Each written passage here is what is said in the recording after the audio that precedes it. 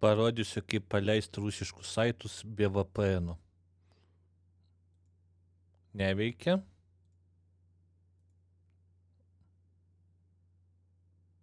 Neveikia.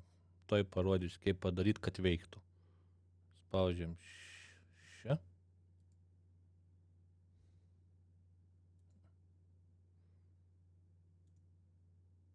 Oi, ne čia. O čia.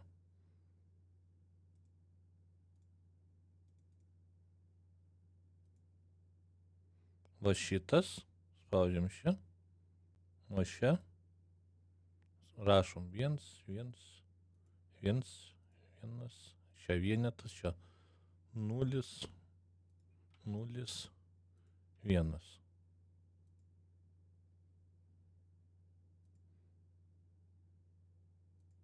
Dabar einam į browserį. Atsidaro. Atsidaro. Ir kiti saitai rusiški atsidarys. Ir uždrausti visi saitai kiti, kurie Lietuvoje uždrausti, Linkomanija, torrentai ir visi kiti veiks. Aišku, jeigu pas jūs provideris leidžia tai daryti. Pas mane provideris leidžia, aš tai pasidaręs. Nereik man mokėti už VPN. Tai vat.